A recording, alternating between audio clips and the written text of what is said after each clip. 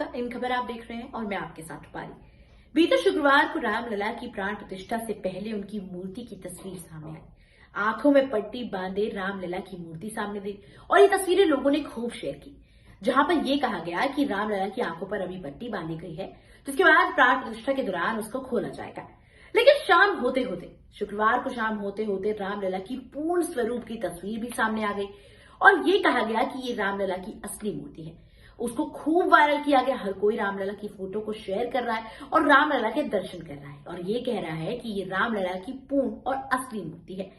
लेकिन इस पूरे मामले को लेकर राम मंदिर तीर्थ क्षेत्र ट्रस्ट और मुख्य पुजारी सत्येंद्र दास जी बेहद नाराज हैं और उनकी ओर से ये बयान सामने आया है कि ये रामलला की मूर्ति असली नहीं है। रामलला की मूर्ति जो वायरल हो रही है ये असली नहीं है।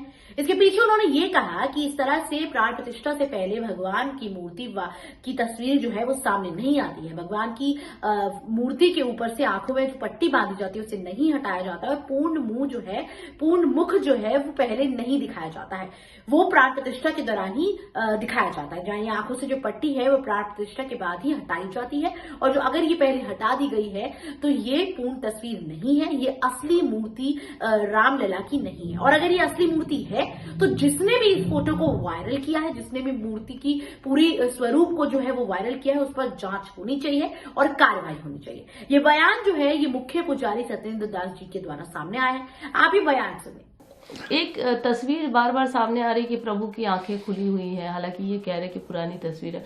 जब तक प्राण प्रतिष्ठा नहीं होती पूरी प्रक्रिया, तब तक क्या आंख खोला जा सकता है? नहीं, नेत्र नहीं, सब झूठा है एकदम। नेत्र जब मूर्ति तैयार हो जाती है, जिस मूर्ति का निर्णय हो जाता है कि इसी मूर्ति को वहाँ ले जाना है, तो उसके नेत्र तुरंत बंद कर दिए जाते हैं और उसको स्थापित कर दिया जाता है।